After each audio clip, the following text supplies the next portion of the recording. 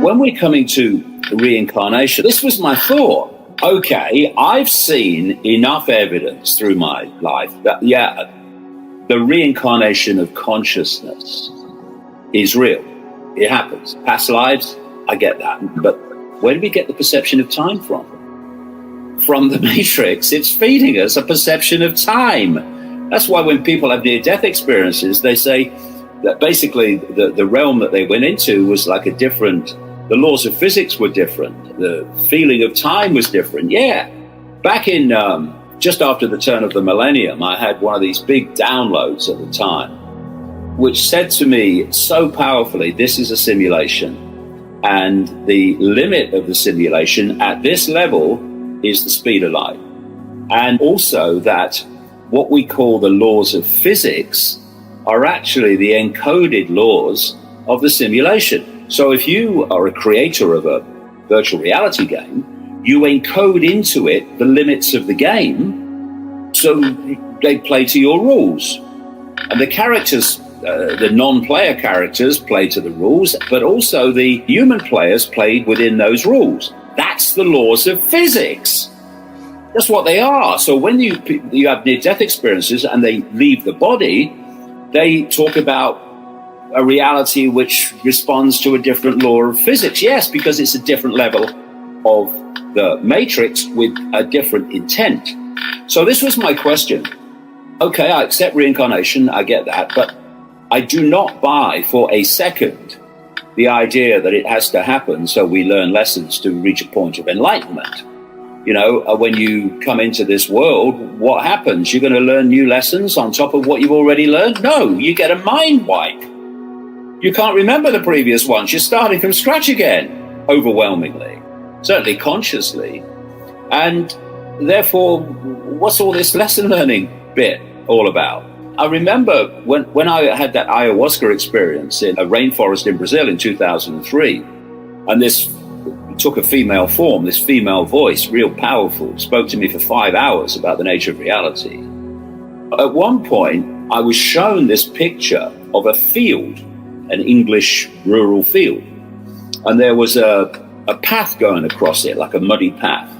And then suddenly people started falling out of the sky onto this path, and they were walking down this path. And then they were wearing the path away, and as it wore away, it morphed into the grooves of one of the old vinyl record discs.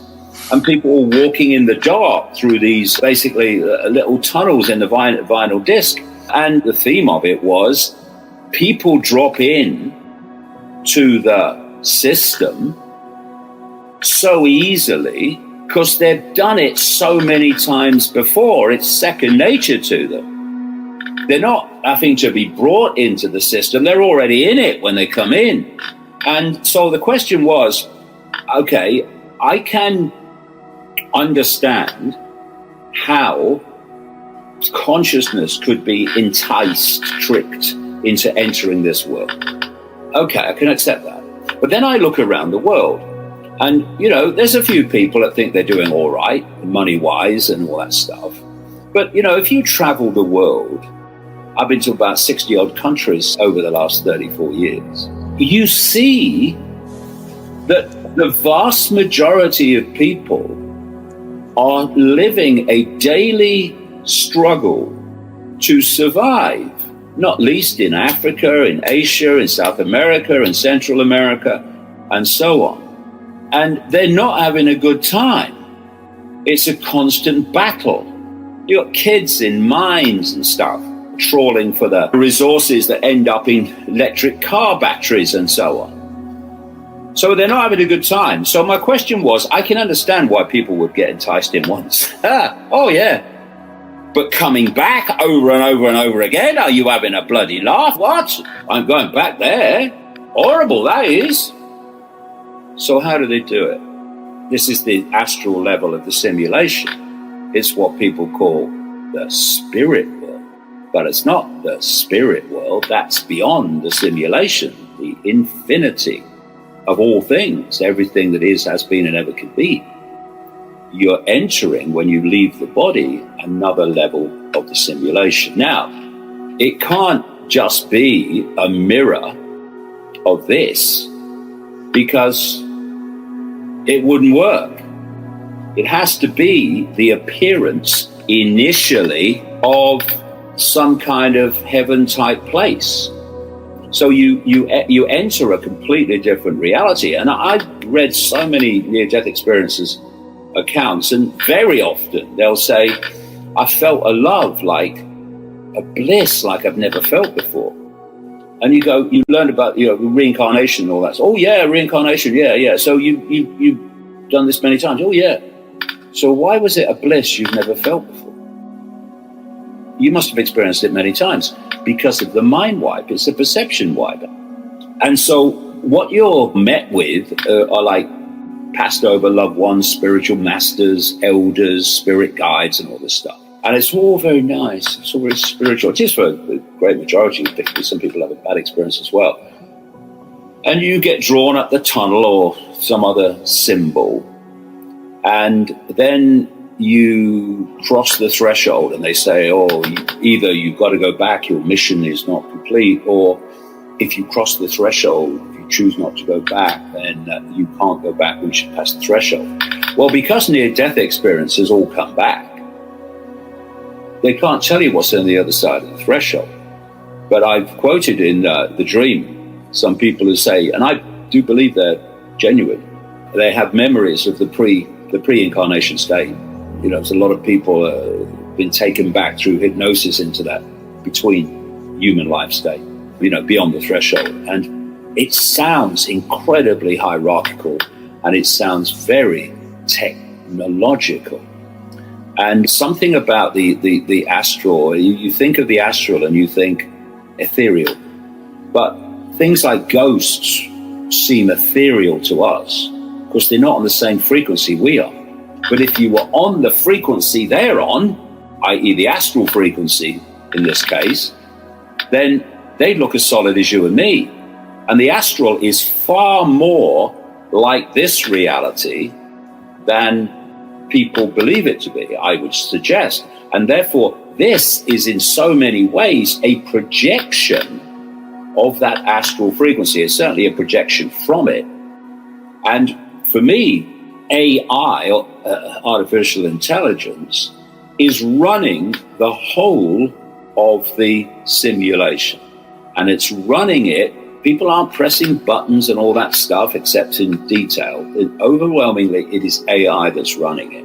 And what we're seeing now is in our human world, we're seeing more and more and more cutting edge levels, from our perspective anyway, of AI technology coming into our reality. It's taking over our reality.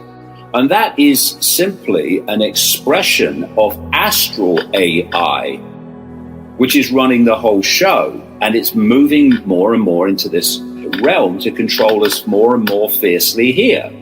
And just to finish the point of how I'm seeing these things, I've read so often over the years that to become enlightened, you have to go beyond mind. All these different spiritual expressions talk about going beyond mind. So mind is the barrier to enlightenment. It's like when people say, okay, just take a step back and observe your own thoughts, observe your own chatter, mind chatter. And you can just sit and observe, and you realize this mind chatter is not actually part of you, consciousness, the real I. So my question was, okay, you've got to get across this mind, to get enlightenment, But what the hell is mind then? What is it? What is this barrier you talk about? And this is what I conclude in the dream, that what we call mind is AI. And it's an AI program running through the biological computer. And it's the biological computer through the five senses that locks us into the matrix, this level of the matrix. If you only are driven, you're perceptually driven only by mind, then when you leave the womb, when you leave this reality, is already known. It's a program. You're going to go through a program, and the AI is going to run you. It's going to run you. And so the only way, the way to override the program of mind is to expand beyond that perceptual program and let your true I come in, consciousness. And what happens is, and this is awakening, this is what we call awakening, once you let consciousness in, then it sees things that the AI mind is programmed not to see, because I don't want you to see it. And to awaken is to awaken from this AI mind.